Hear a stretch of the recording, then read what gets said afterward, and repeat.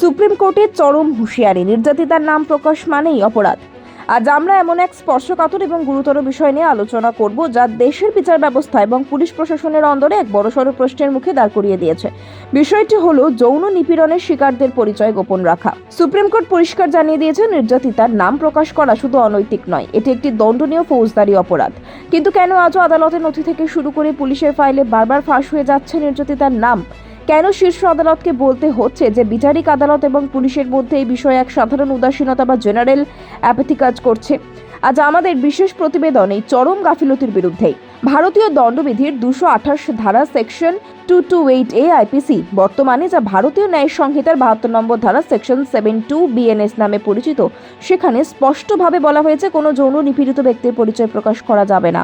কিন্তু অত্যন্ত পরিতাপের বিষয় হলো, খোদ বিচার বিভাগীয় নথি এবং পুলিশের তদন্ত রিপোর্টে এই আইনকে বুড়ো আঙুল দেখানো হচ্ছে। গত কয়েকদিনে দেশের শীর্ষ আদালতের একাধিক বেঞ্চ এই বিষয়ে তাদের ক্ষোভ উগরে দিয়েছে। মার্চ 25, 2026 প্রধান বিচারপতি সূর্যকান্তের নেতৃত্বাধীন একটি 3 বিচারপতির বেঞ্চ গুরুগ্রাম পুলিশের পেশ করা নথিতে 3.5 বছরের এক শিশুকন্যার নাম এবং পরিচয় দেখে স্তম্ভিত হয়ে যান। আদালত অবিলম্বে সেই নথি থেকে নাম এবং স্কুলের পরিচয় মুছে ফেলার নির্দেশ দিয়েছে। ঠিক তার আগের দিনই অর্থাৎ 24শে মার্চ বিচারপতি সঞ্জয় করলের বেঞ্চ হিমাচল প্রদেশের একটি ধর্ষণ মামলায় নির্যাতিতার নাম যত্রতত্র ব্যবহার দেখে একে বিস্ময়কর ও বিরক্তিকর তথ্য বলে অভিহিত করেছে। এখানে একটি প্রশ্ন ওঠে, এত নিয়ম থাকা সত্ত্বেও কেন এই ভুল হচ্ছে?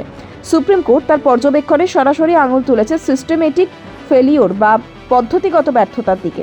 বিচারপতি করলের বেঞ্চ মন্তব্য করেছেন যে বিচারপতি আদালতগুলো নির্যাতিতার নামকে সাধারণ সাক্ষীর নামের মতো ব্যবহার করছে।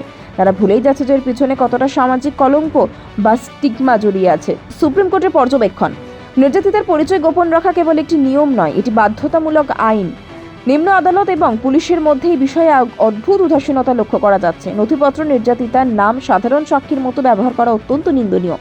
পশ্চিমবঙ্গের ক্ষেত্রেও এই চিত্র খুব একটা আলাদা নয়। অতীতেও কলকাতা হাইকোর্ট এবং শীর্ষ আদালতে বারবার সতর্ক করেছে, কিন্তু সাম্প্রতিককালে দেখা যাচ্ছে মামলার চার্জশিট থেকে শুরু করে জবানবন্দি রেকর্ড করার সময় পুলিশ এবং নিম্ন আদালতের কর্মীরা অসতর্কতার পরিচয় দিচ্ছেন। সুপ্রিম কোর্ট এবার কঠোর নির্দেশ দিয়েছে যে সমস্ত হাইকোর্টের রেজিস্ট্রার জেনারেলদের কাছে এই রায়ের কপি পাঠাতে হবে, যাতে প্রতিটি বিচারিক আদালত নিশ্চিত করে যে পুরনো বা পেন্ডিং মামলায় কোথাও নির্যাতিতার পরিচয় ফাঁস হয়ে নেই। ঐতিহাসিকভাবে 2018 সালে নিপুণ সাক্সেনা বনাম ইউনিয়ন অফ ইন্ডিয়া মামলা সুপ্রিম কোর্ট এক ঐতিহাসিক গাইডলাইন দিয়েছিল। সেখানে বলা হয়েছিল যে নির্যাতিতা যদি মৃত বা অপ্রাপ্তবয়স্ক হন তবুও তার পরিচয় প্রকাশ করা যাবে না। এমনকি মিডিয়া বা সোশ্যাল মিডিয়াতেও এমন কোনো ইঙ্গিত দেওয়া যাবে না যা থেকে নির্যাতিতাকে চেনা সম্ভব হয়। 2026 সালে দাঁড়িয়ে সুপ্রিম কোর্ট আজ সেই ঐতিহাসিক নির্দেশিকাটিকে আবার নতুন করে বলবৎ করার ডাক দিয়েছে। এই আইন লঙ্ঘন করলে সর্বোচ্চ 2 বছরের সশ্রম কারাদণ্ড এবং জরিমানার বিধান রয়েছে। তবুও কেন এই উদাসীনতা?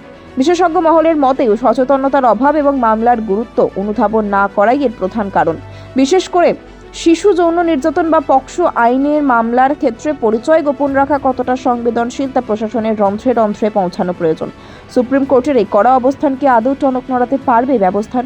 শীর্ষ আদালত পরিষ্কার বলেছে যে নির্যাতিতার মর্যাদা রক্ষা করা রাষ্ট্রের দায়িত্ব। যখন কোনো নির্যাতিতা বিচারের আশায় আদালতের দ্বারস্থ হন, তখন তার দ্বিতীয়বার সামাজিক নিপীড়ন বা অসম্মান হওয়ার পথ কোনোভাবেই তৈরি করা যাবে না।